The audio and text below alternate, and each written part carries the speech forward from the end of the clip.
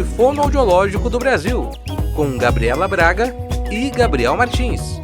Fono lá da cá! Olá, sejam muito bem-vindos a mais um episódio do nosso Fono lá da cá! Eu sou a Gabriela Braga. E eu sou o Gabriel Martins. E hoje nós temos um episódio pra lá de especial. Falem bem ou falem mal, mas falem da ciência aba, não é, Gabi? Eita, tema polêmico. A quem gosta, quem não goste, é mais polarizado que Lula e Bolsonaro. E para falar sobre esse tema, convidamos uma pessoa pra lá de especial. Ela que tem uma história linda, recheada de esforço, superação e muito amor pelo que faz. Empresária, dona da clínica Mundo Azul, que é uma das clínicas pioneiras em análise do comportamento aplicada do estado de Mato Grosso, também com a clínica no estado de São Paulo e família sócio-fundadora da AMA, Associação dos Amigos Autistas do Estado do Mato Grosso, e, além disso, é psicóloga e analista do comportamento aplicada. Ela, Laís Schwartz! Laís, muito obrigado por aceitar o nosso convite, a gente ficou muito feliz. Esse episódio tá cheio de perguntas polêmicas aí, porque as pessoas têm muitas dúvidas com relação à ciência aba, né? Então, muito obrigado mesmo. A gente queria que você falasse um pouquinho sobre a sua história, por que você escolheu essa ciência, montar uma clínica que trabalhe com essa ciência. Eu que agradeço, gente. Obrigada pela oportunidade, que eu consiga transmitir pelo menos um pouquinho aqui, né? Então, a análise do comportamento aplicada, para quem gosta e para quem decide atuar, é uma formação continuada. Então, a gente está sempre buscando informações, né? Então, a minha trajetória, ela é iniciada muito com o caráter pessoal mesmo. Eu tenho um irmão, né, chamado Henrique. Então, ele está no espectro autista, ele tem 34 anos de idade. E ele é de 89, eu sou de 90. Então, é muito próximo ali a nossa idade, né? E, na época, pouco se ouvia falar sobre o autismo. E aí, o meu irmão, ele teve que ir para o Sara Kubitschek, na época, lá em Brasília, para poder ser diagnosticado. Então, os meus pais já foram ali me instruindo sobre o que era o autismo. Muitos julgamentos na época de, o seu irmão é louco, o que ele tem, por que ele grita desse jeito, por que ele se comporta desse jeito. Então, desde a minha infância, eu fui sendo instruída ali sobre o que era o autismo, e conseguia defendê-lo, né, enquanto criança, com meu vocabulário ali limitado, né. Mas, com o tempo, me aperfeiçoando, então um marco muito importante para mim, a AMA surge no ano de 2000. Então, ali, os meus pais, junto com outros pais, fundaram a AMA. Então, eu ia para ser criança, para brincar com outros autistas. Então, ali começou um papel muito importante na minha vida de brincar com outras pessoas neurodivergentes. E aí, eu fui me identificando, fui gostando. Então, depois eu assumi outros papéis na Associação de Amigos do Autista, de promover encontros com as famílias, chamar os pais para conversar, para dar esse amparo mesmo. E quando eu vi, eu estava fazendo tanto curso sobre autismo, tanto curso, eu fiz o TEACH, eu fiz Inspirados pelo Autismo, e aí quando eu vi, eu falei, por que não fazer psicologia ou algo correlacionado ali, né, à saúde? E foi isso que eu fiz. Então, eu iniciei a faculdade de psicologia, e cada curso, cada protocolo que eu fazia, eu voltava, eu deixava meus pais simplesmente loucos, porque eu falava, não, vamos fazer uma anamnese aqui, eu quero saber o que aconteceu, como eu posso aplicar. Aí eu chegava do trabalho e ia aplicar alguma coisa com o Henrique, que eu tinha aprendido, e aí foi aumentando, meu interesse aumentando. Infelizmente, o meu irmão, ele foi piorando muito em questão comportamental, então eram coisas que eu não conseguia fazer um manejo, que eu não entendia, né? A gente não tinha esse entendimento que a gente tem hoje, e que deve ser contínuo sempre, mas por uma série de questões, acabou minha família mudando para São Paulo, né, na época, que é onde meu irmão está atualmente, bem, com uma equipe multidisciplinar, e eu quis ir continuando ali a análise do comportamento aplicada, eu encontrei mais para o finalzinho da faculdade, mais ou menos no 7º semestre, no meu primeiro dia de aula, porque eu tinha mudado de faculdade, perguntaram o que eu queria falar. Eu falei, minha vida é autismo, né? Então, assim, vou falar sobre autismo. E aí fui delimitando para análise do comportamento aplicada. Comecei a estagiar e eu fui atender uma criança e eu tava muito chata esse dia. Eu falei assim, ela quer muito um brinquedo, eu vou ficar falando oi pra ela, tipo, oi, oi, oi, oi, o que você quer?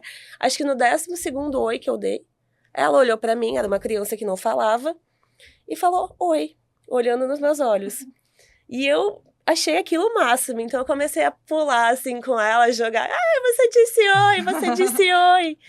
E quando eu percebi,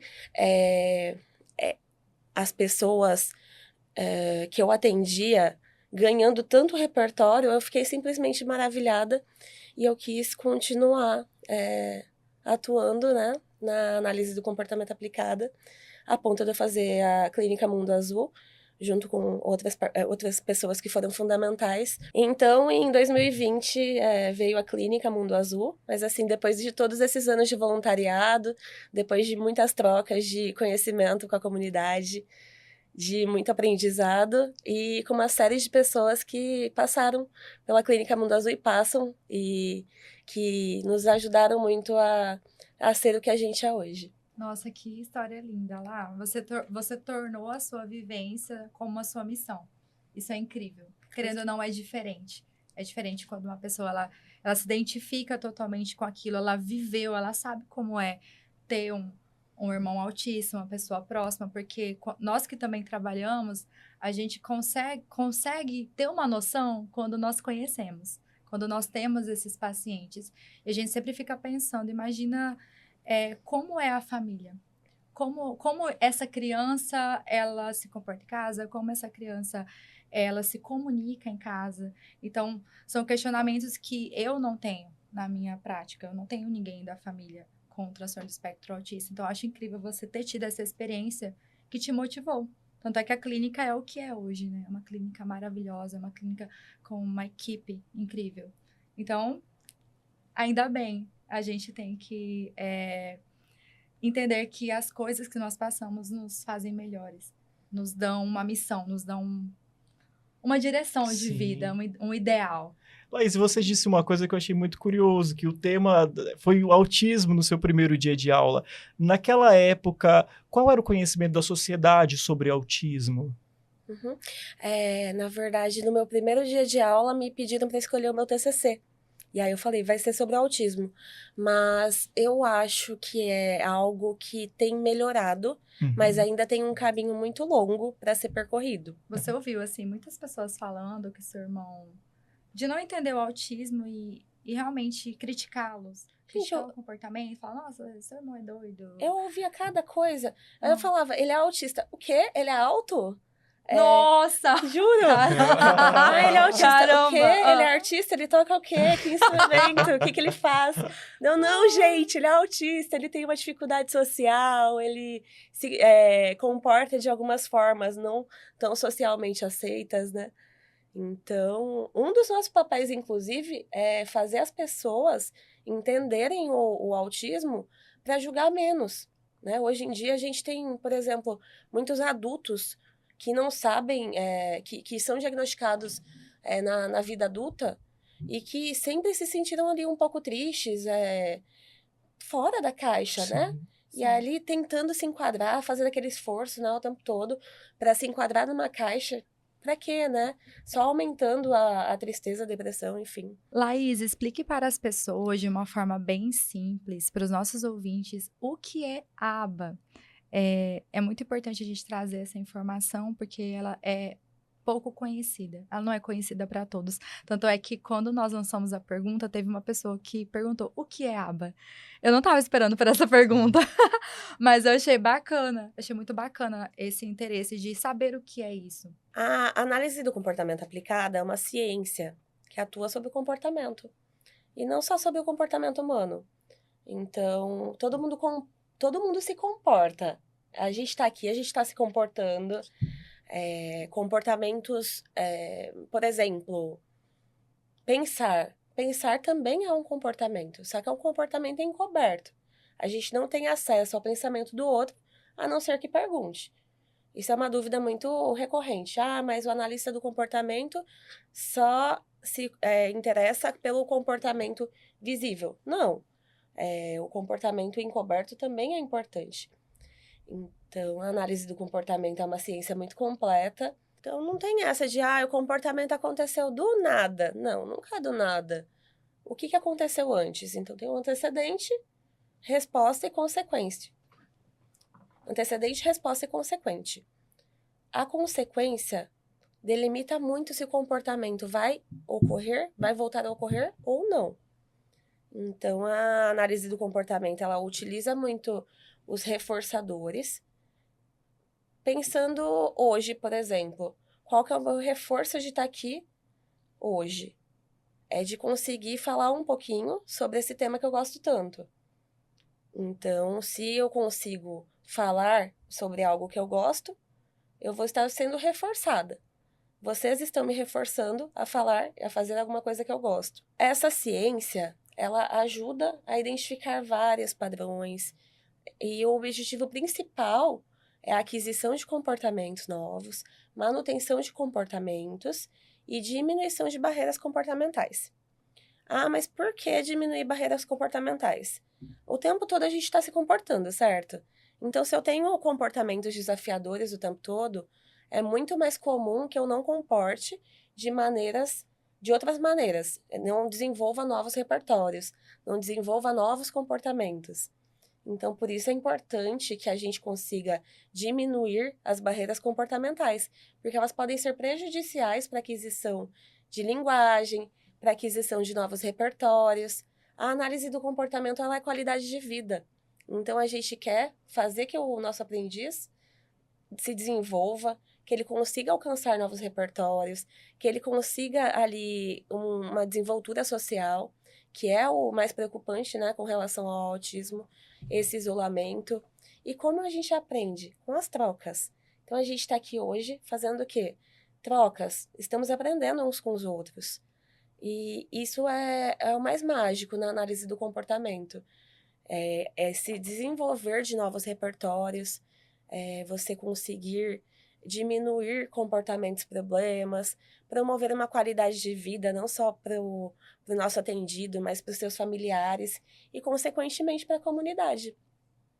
Perfeito. Laís, só tira uma dúvida com relação à análise funcional. Você disse que faz uma análise, comportamentos que são barreiras. Você poderia explicar um pouquinho melhor para a gente? Sim. O que se trata? A análise funcional, ela analisa o porquê o comportamento ocorreu e analisa qual é a consequência que está sendo dada. Toda essa estrutura é possível de montar também. Então, por exemplo, se eu percebo que qual seria a chance de vocês me convidarem para esse videocast, por exemplo, para esse podcast, se vocês tivessem já tentado algumas vezes o acesso até mim e eu tivesse negado. Mínima, né? Sim. Então, é isso que a gente vai fazer na análise funcional. O antecedente é o que antecede o comportamento. Aí vem o comportamento, que é a forma como o organismo, como o sujeito se comporta, e a consequência. Por exemplo, o Pedrinho foi até o supermercado e ele queria muito um chocolate. E aí ele se utilizou ali de uma forma inadequada, uma forma que ele conhece muitas vezes, que é se jogar no chão e chorar. Aí o pai do Pedrinho deu o chocolate para ele. Qual é a chance do Pedrinho se jogar novamente no chão no mercado na próxima vez que quiser um chocolate? Muitas, né? Sim, máxima. Então, essa é a análise funcional. Se o comportamento está muito recorrente, o que está acontecendo? Qual está sendo o antecedente? É ali que eu consigo trabalhar o comportamento, reduzi-lo ou aumentá-lo. Por exemplo, também, qual é a chance de eu ligar para a Gabi se ela não me atender todas as vezes? Mínimas, né? São mínimas. Então, eu não estarei sendo reforçada a continuar ligando para ela. E isso é com tudo, gente. A gente tem... É para além do consultório. A gente, nas nossas relações, consegue vivenciar isso o tempo todo. As pessoas que a gente se conecta mais, que a gente se relaciona mais, são pessoas possivelmente mais reforçadoras pra gente. As pessoas que a gente se conecta menos, possivelmente menos reforçadoras. Muito boa a sua resposta, Laís. Achei muito bacana, explicou de forma muito clara. E a próxima pergunta é: a aba serve apenas para quem tem transtorno de espectro autista? Não, a análise do comportamento ela ficou muito difundida por um estudo de Lowas em 1987. Então, ali ele avaliou pessoas com autismo e ele descobriu que existiam imensos, importantes ganhos comportamentais. Então, por isso que ficou difundida a análise do comportamento, por conta desse estudo, que foi muito importante, e que depois dele vieram vários aperfeiçoamentos, né, várias modificações, mas que não deixa de ser um estudo extremamente relevante.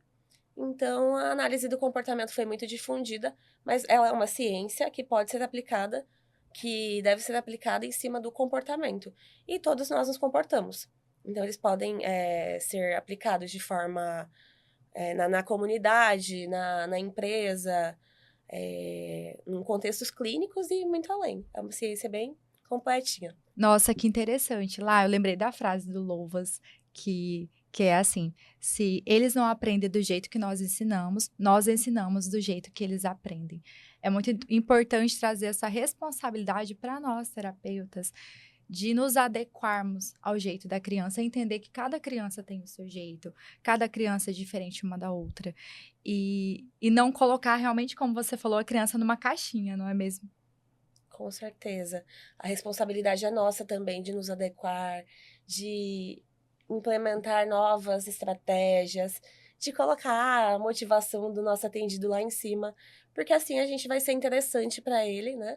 E que ele vai conseguir ali se conectar e responder às nossas demandas com mais facilidade. Deixa eu te perguntar uma coisa, com relação ao tratamento que é feito em clínica. Eu, enquanto pai, deixo meu filho na clínica, quais são os processos, como que acontece esse tratamento dentro da ciência ABA? Eu posso falar um pouquinho sobre como é o modelo da minha clínica e de outras que eu conheço também. Perfeito. Então, a gente tem uma equipe multidisciplinar, multiprofissional, onde rola esse saber ali coletivo, né?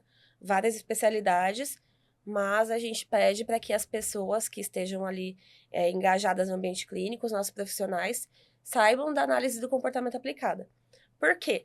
Porque aí facilita a questão de utilizar as mesmas dicas, de saber, de ter uma sincronização melhor, sabe? Dos nossos casos.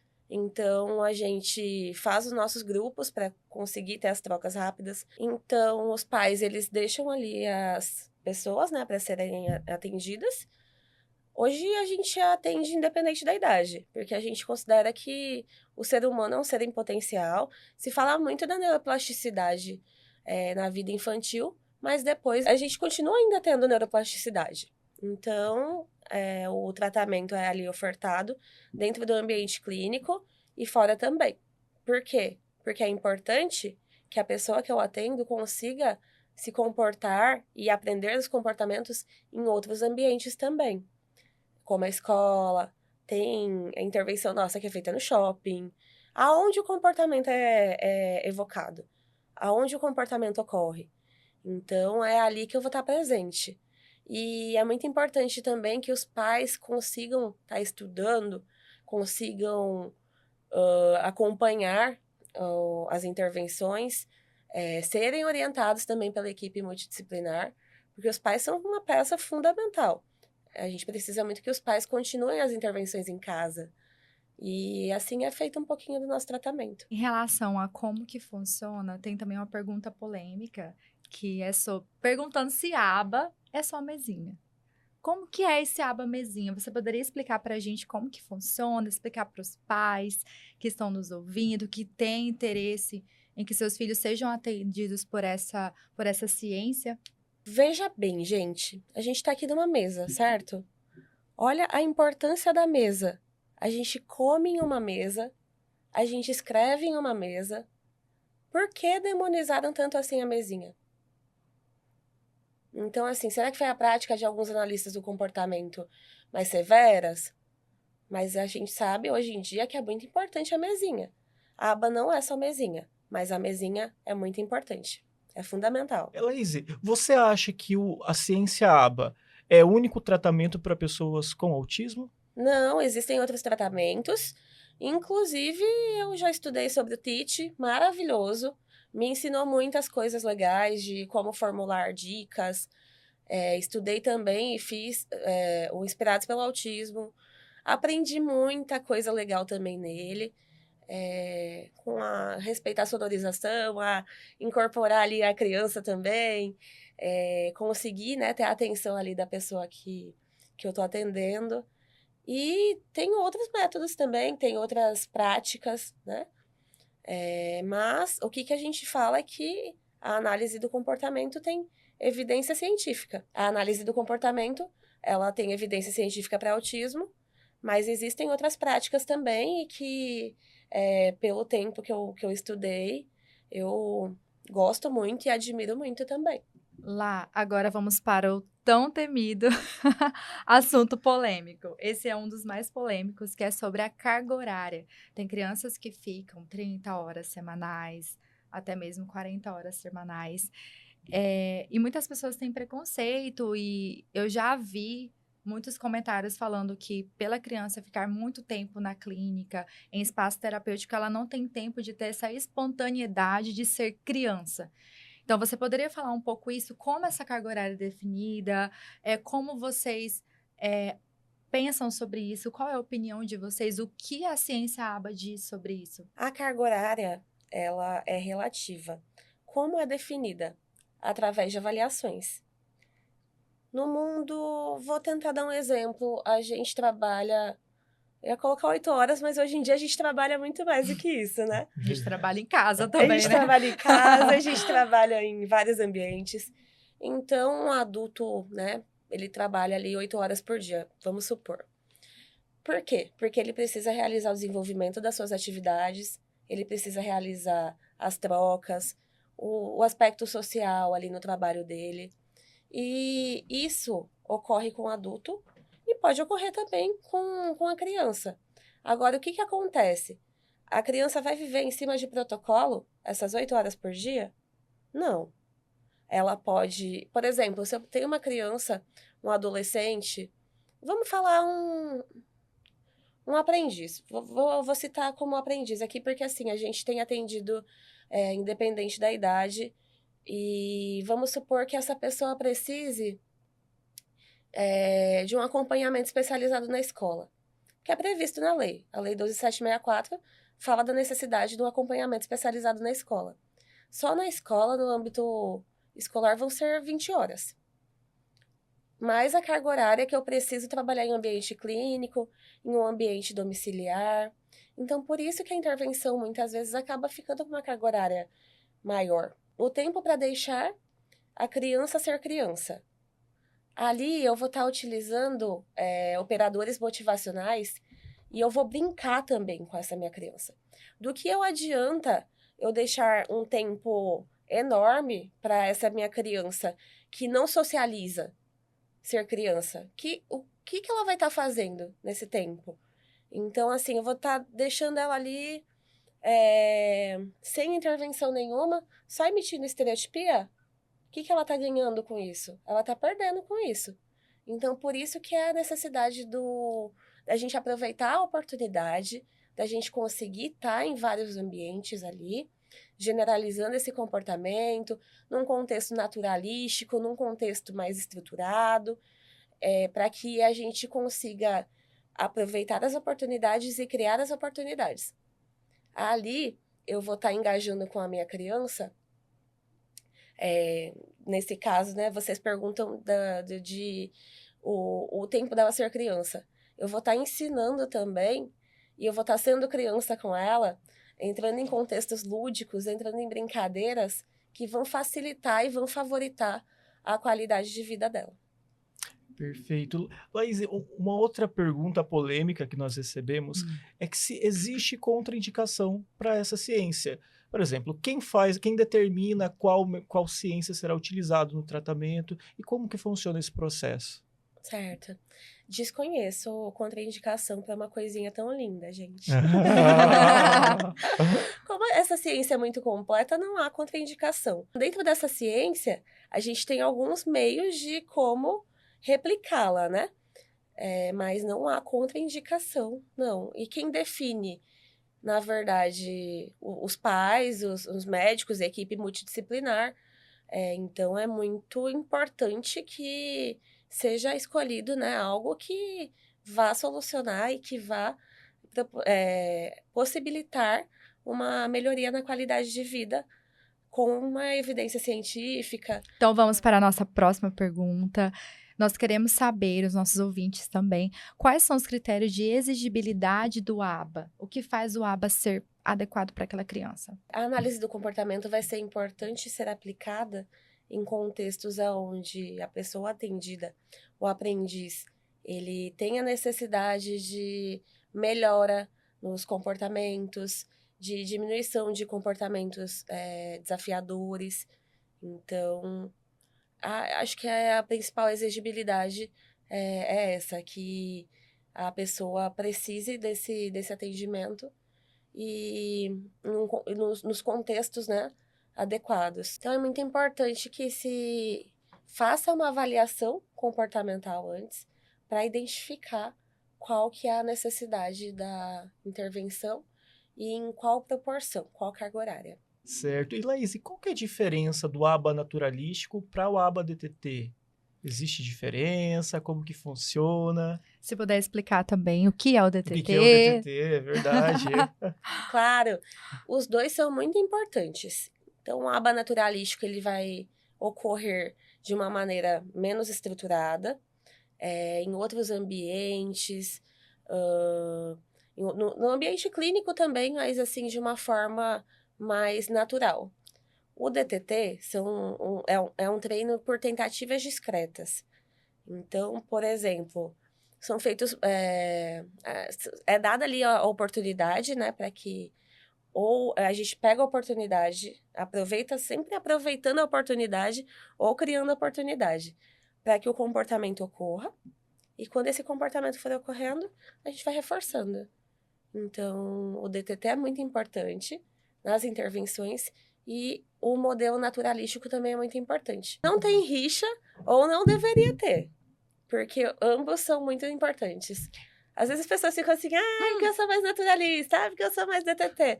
Os dois vão ser muito importantes para os ganhos comportamentais e para a naturalização do comportamento. E dá para fazer os dois ao mesmo tempo ou não? Como que funciona? Geralmente, a gente vai aplicar ali...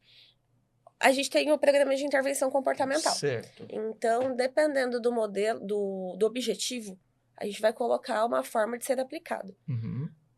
Dá para trabalhar os dois em sessão, mas em um mesmo objetivo a gente vai escolher qual que vai utilizar. Então, no programa comportamental, a gente vai escolher ali os programas de intervenção e vai colocar como a gente quer chegar naquele treino, naquele resultado. A diferença entre os dois é basicamente essa. O treino por tentativa discreta, ele consiste em uma intervenção estruturada e a aba no modelo naturalístico, ele é desenvolvido em contextos naturais, ele é desenvolvido de uma forma diferente do DTT da estruturada, mais natural.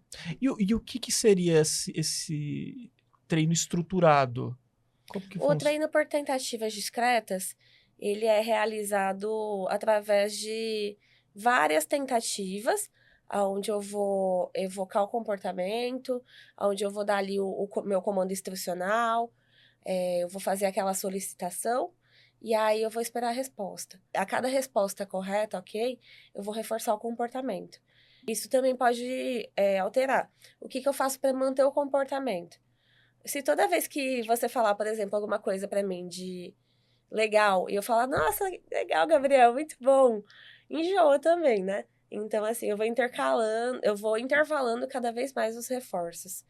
Então, a cada 4 vezes que você falar alguma coisa que eu gosto, eu reforço. E tudo isso é feito de uma maneira muito estruturada. Então, Entendi. isso é analisado nas supervisões, a gente vê como está dando resultado e a gente vai alterando os intervalos de reforço, os reforços, e vai mudando o programa de intervenção comportamental de uma forma que ele fique... Não é mais difícil, mas se o aprendizado é realizado aqui, para que eu vou continuar com esse aprendizado? Eu tenho que ir para o próximo. Então, vem novos objetivos que eu vou ir trabalhando e reforçando. Perfeito, Laís. Lá, você pode dar um exemplo de reforçador para quem está em casa? Exemplos práticos, por exemplo. Qual reforçador de uma criança geralmente é o quê? É brinquedo? O que é esse reforçador? Muito interessante essa pergunta. A gente costuma avaliar o que é reforçador através da avaliação de preferência. Então, essa avaliação de preferência pode ser feita de uma forma menos estruturada ou mais estruturada. Por exemplo, chega ali no meu consultório e eu tenho vários itens ali na minha sala e eu faço rastreio visual para ver o que a minha criança está olhando. E ali eu faço teste. Então, olhou para uma girafinha ali. Pega a girafinha, chego perto, deu certo. É reforçador. Se ela tá se engajando ali comigo, se ela quer pegar o item, tá sendo reforçador. Não deu a mínima pra girafinha depois que eu peguei. Não tá sendo reforçador. É ali que a gente analisa, na avaliação de preferências, o que é reforçador. E tem coisa que claro, é mais tranquilo a gente saber, né? O que reforça. Você chegar numa festa, por exemplo, e vocês são fonoaudiólogas. Aí vocês chegam no rolê, numa festa. Tem algumas pessoas da fonoaudiologia ou de outra profissão qualquer. E estão falando de um assunto que vocês gostam muito. Qual a probabilidade de vocês irem naquela roda? É muito maior do que um grupo que esteja falando um assunto aleatório que vocês não conhecem, né? Logo, a roda de fonoaudiologia vai ser mais reforçadora para vocês. Bacana. Obrigada, Laís, por responder essa pergunta. A outra pergunta também dos nossos ouvintes é: o ABA, ele engessa as crianças? Não, de forma alguma. A incorreta aplicação do ABA engessa a criança. Então, se não é desenvolvida em um contexto natural, em outros contextos que não clínico, ou então em outras oportunidades que não somente sala, o que acontece é que às vezes vou precisar estruturar ali o aprendizado da pessoa em uma sala, mas depois eu tenho que ir saindo dela, porque senão pode ficar engessado sim. Então, eu preciso aproveitar e criar oportunidades para que o comportamento fique mais natural. Certo. E o pai consegue ter essa visão do trabalho está engessando ou não, está sendo efetivo ou não no tratamento daquela criança? Como que o pai consegue identificar se isso está sendo bem desenvolvido ou não? É sempre importante os pais perguntarem o que está sendo executado, pedir os seus relatórios. Então, através dos relatórios, ele vai saber do comportamento dos filhos, o que está acontecendo. Questionem. Eu sempre oriento os pais. Questiona. É a vida do filho de vocês. É um tesouro muito importante. Então, os pais precisam perguntar, precisam estar atentos e cobrar os seus direitos mesmo. Através disso, até acontece algo muito legal nas trocas, dos pais pegarem o modelo do terapeuta e conseguir desenvolver o programa de aprendizagem em casa também, o programa comportamental em casa. E aí isso aumenta muito mais a chance de ficar cada vez mais natural o comportamento da criança, a qualidade de vida de todos cada vez melhor. Lá, nossa próxima pergunta é: qual é o papel da equipe multidisciplinar na intervenção ABA? Porque a equipe multidisciplinar são os profissionais que são capacitados para atender, então são várias especialidades. E qual que é o papel? Por que que é tão importante estar em uma clínica em que tem várias especialidades em uma só? É importantíssimo. Inclusive, isso foi uma das coisas que eu me preocupei para elaborar ali a clínica, porque facilita a comunicação. Então, se eu elaboro um programa de intervenção comportamental, e nesse programa vão ter vários objetivos, como a gente conversou um pouquinho já, tá lá o ecoico, que consiste em a pessoa atendida falar o que eu falo. Então, eu falo bola. Aí eu quero que você me fale bola novamente. Quem melhor do que a fonoaudiologia para dar esses conselhos ali nos objetivos, nos estímulos no programa GECOICO? Porque aí a fonoaudiologia vai saber o que fala-se mais fácil, o que fala-se com mais dificuldade. Então, ela pode ajudar nessa área, na confecção do programa de intervenção comportamental. Por exemplo, os objetivos motores. Quem estuda mais isso dentro de uma equipe multi? Os motricistas, os fisioterapeutas. Então, eles ali auxiliando nesses estímulos no programa motor. A parte pedagógica. Quem estuda mais? Os pedagogos, os psicopedagogos. Então, o que eu vou colocar ali no objetivo de copiar letras? Então, assim, a equipe multidisciplinar é fundamental. E ela estando bem sistematizada, sincronizada, quem ganha com isso são os pacientes. Com certeza. Certo. E uma das perguntas dos nossos ouvintes foi: o ABA tenta fazer com que a criança autista não se pareça uma criança autista? De forma nenhuma. Eu acho que a ABA a análise do comportamento, ela é qualidade de vida, ela é respeito às diferenças. Inclusive, um papel muito importante da analista do comportamento é conscientizar a sociedade a respeito das diferenças. Então, o porquê a sociedade quer aceitar os comportamentos só como são engessados para ela. E isso dá até uma outra polêmica aqui. O flapping. Eu vou tirar o flapping. Por quê? O flapping tá fazendo mal para quem? Para quem tá fazendo? Ou é porque é feio socialmente? Cada um de nós temos as nossas estereotipias. Balançar a perna, estalar os dedos. Então, por que a gente quer tirar isso do autismo? Não faz sentido. A análise do comportamento, ela respeita a subjetividade das pessoas. E, na minha opinião, pelo que eu leio, de forma alguma, ela tenta fazer com que as pessoas sejam iguais. Isso é um mito. Desvendado. Tem também a questão que é muito discutido, que é do contato visual. Tem pessoas que falam assim, pra que você vai querer fazer um autista ter contato visual, sendo que é extremamente desconfortável para uma pessoa autista. O que você pensa sobre isso? O contato visual, ele é uma cúspide comportamental, que a gente chama, porque eu preciso que a pessoa me olhe para que ela entenda, rastreie ali o que eu estou pedindo, o que eu estou demandando. Mas o que acontece?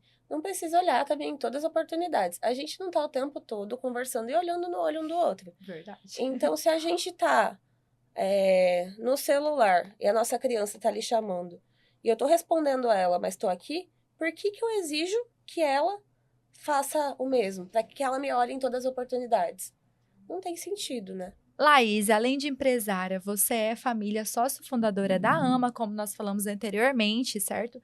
Poderia explicar no que consiste a associação, como os pais podem ter acesso a isso? Eu sempre oriento muito os meus pais, façam parte de um grupo de pais, seja da AMA ou da Amande, mas a AMA, ela é uma associação de amigos do autista que foi fundada ali com o objetivo de força.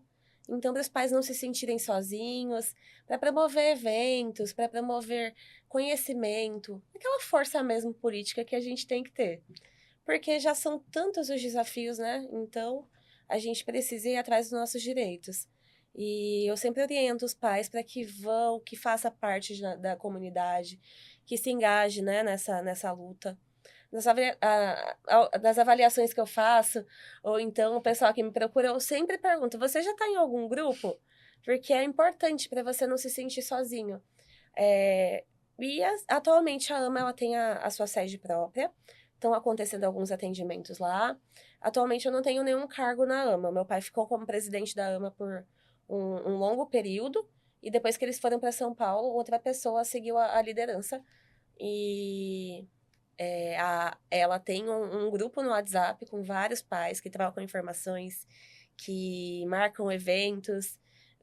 Tem a Amande também, que é um grupo de pais. Tem outros grupos também aqui em Cuiabá, que também são muito importantes na comunidade. Certo, Laís. Laís, os pais que estão em investigação do diagnóstico de TEA para os seus filhos, eles têm muita dúvida de como proceder, até mesmo quem já tem esse diagnóstico. E quais orientações você daria a esses pais que estão nesse processo de investigação?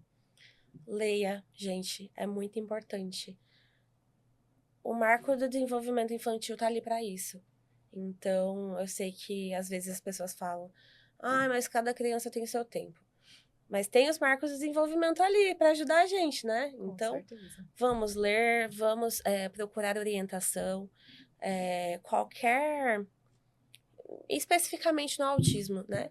Tem o MChat, que é um rastreio, que tem que ser aplicado nas UBSs. Então, procurar saber, fazer os rastreios adequados na infância. Muito importante também, adultos têm me procurado. Eu sempre me senti isolado, eu não gostava que me tocassem, sempre tive dificuldades, então assim, adultos estão sendo diagnosticados agora. A minha principal orientação é leiam muito, procurem um profissional de excelência, um profissional responsável, vá atrás dos seus direitos com relação a tratamento adequado, pesquise, investigue e dê a oportunidade, se dê a oportunidade. Eu sempre falo também para as minhas mães, quando o diagnóstico é feito, parabéns pela sua coragem. Você chegou aqui, você tem esse diagnóstico, vamos correr atrás agora de um prognóstico bom para o seu filho? Vamos correr atrás de um prognóstico bom para a sua qualidade de vida. Então agora lá a gente vai fazer uma dinâmica que é o Pense Rápido. Nós vamos falar algumas palavras, claro, dentro da temática que nós desenvolvemos hoje, e você vai falar a primeira coisa que vem na sua mente. Tá preparada? Pode ser uma frase. Vamos lá. Aba. Ciência maravilhosa. TEA. Uma possibilidade, um ser de possibilidades. Equipe. Cooperação e união. Clínica. Um sonho. Reforçador. Reforçador, trabalhar com o que se ama. Diagnóstico. Possibilidades. Terapia. Vida, terapia é vida. Eu amo. E o último, aprendizagem. Necessário e pode ser cada vez mais fácil, dependendo como a gente faz. Arrasou! Ai, muito gente, bem! arrasou! Nossa, lá foi incrível ter você. Você é uma pessoa inspiradora. A sua história é muito linda. E nós amamos tê-la conosco. Acredito que os nossos ouvintes também vão amar. E você trouxe informações que vão instruir muitas pessoas, muitas famílias, muitos terapeutas também. E é sempre bom a gente ouvir coisas que nos reforçam, como você diz, né, amigo?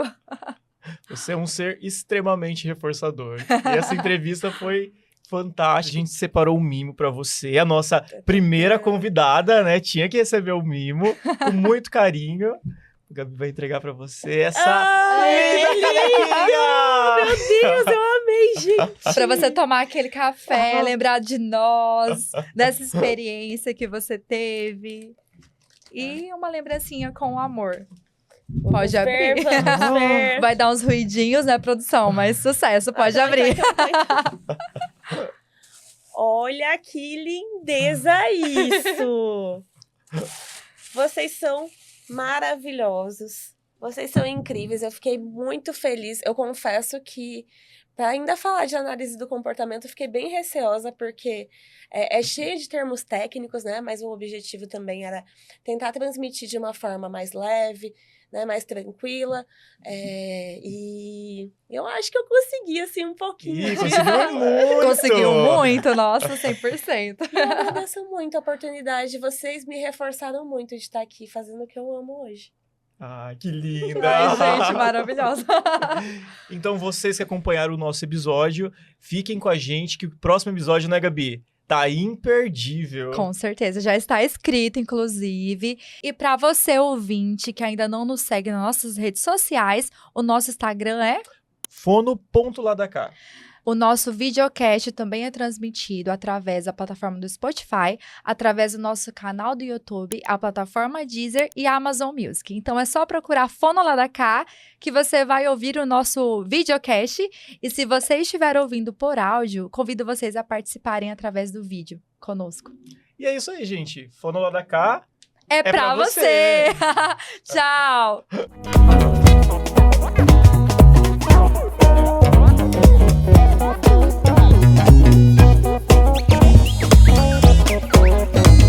O primeiro videocast fonoaudiológico do Brasil, com Gabriela Braga e Gabriel Martins.